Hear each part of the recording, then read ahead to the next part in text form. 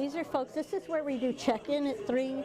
A lot of these folks are waiting for check-in. Louisville's homeless population has grown in recent years. One place is responsible for housing most of that increase. We just do the best we can. Nina Mosley started Wayside Christian Mission almost 40 years ago. The fullest room today is the Low Barrier Shelter, which opened on Christmas Eve 2018. This is the place Mayor Greenberg's office most often tells people to find shelter. 88 people get packed into this room, sleeping just a few feet away from the next person. Would you like it to be less people if you could in here? It's meeting a need, and it's full almost every night. According to the Louisville Business Portal, Wayside's shelter license expired September 1st, 2023. A shelter license outlines how many people you will serve, who is CPR certified, and all your plans for disease control. The license was for 342 people in shelter operations. Mosley says there's about 250 other clients in veterans programs, drug and alcohol recovery, or apartments that don't fall under the license. It's codes and licenses, which tells how many occupants can be on a certain size property. That's where the 640 is coming from. But you also told me on the phone earlier today that you don't think you have a current shelter license. Is that correct? That's correct. Now, we didn't apply. We're getting ready to submit again for a shelter license. Wayside's renewal application was denied September 8th, 2023. Mosley says a staff member let the city inspector into the wrong building and the inspector didn't see the full shelter. They didn't even come and inspect the shelter that they were supposed to inspect.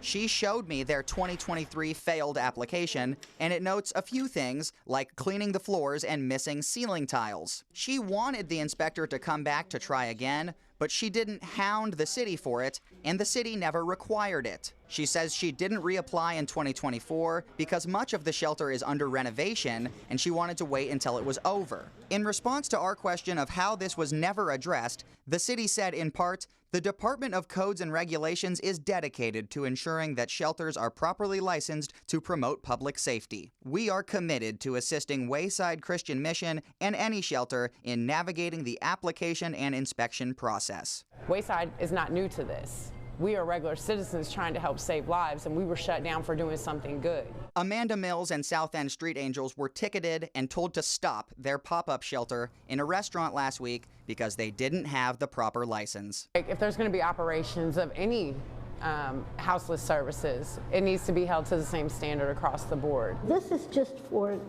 the Jefferson Street campus.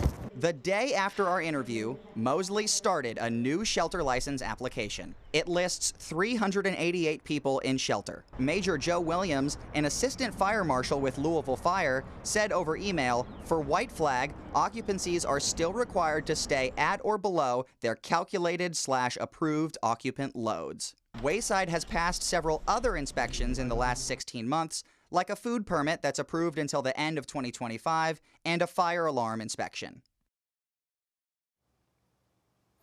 I asked the city how Wayside was allowed to operate for so long without a license, and for clarification on their legal capacity, I did not receive a clear answer.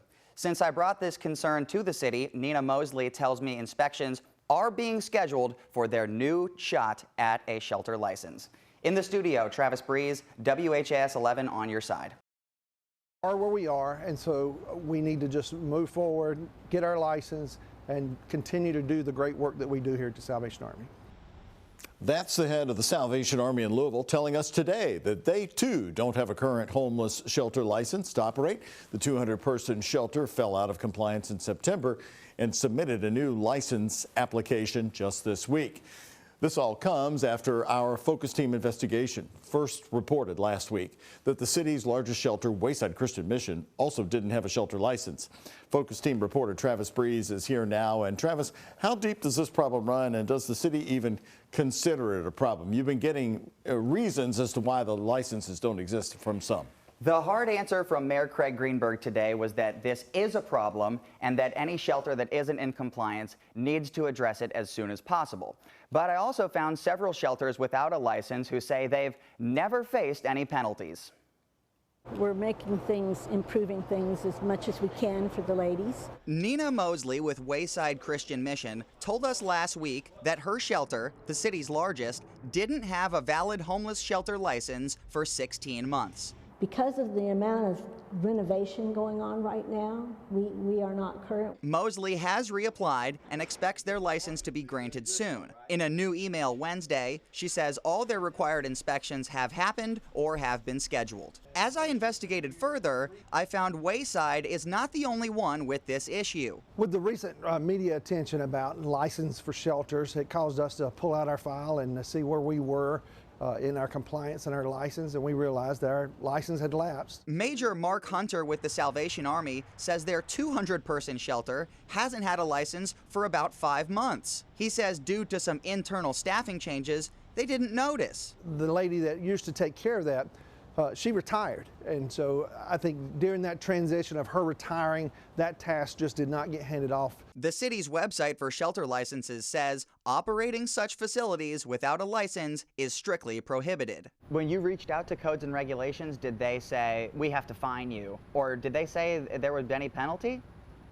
They were very gracious to say, yes, we need to get your application started, so we have not had any communications about any penalties or fines. Salvation Army reapplied on Tuesday. Volunteers of America's 23-person Unity House shelter hasn't had a license since 2021. They say it's because they needed to gather funding to fix an outdated sprinkler system and exit routes. They also said the city enabled us to continue serving families in need as we worked to secure funding and begin construction. A spokesperson says they cannot reapply until construction is finished in March. Of the shelters we investigated, only St. Vincent de Paul's Ozanam Inn had a valid shelter license. We brought this up to Mayor Craig Greenberg at a morning press conference on affordable housing.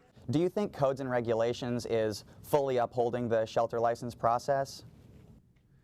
I think that it's very important that all businesses, all organizations in our community operate with the appropriate permits, and those that don't have that should get in compliance quickly. We will help long-standing and good businesses throughout our community get in compliance, and that needs to happen. We asked follow-up questions to Codes and Regulations, but they deferred to what the mayor said Wednesday morning. Codes and Regulations are stretched pretty thin, and they've got pretty serious issues they're addressing every day, especially with a lot of properties in the West End. New Metro Councilman J.P. Leininger says most of these shelters are trustworthy and have long relationships with the city, but there needs to be uniform enforcement. Shelters are scrambling right now, and it's unclear if the city's policies will change going forward.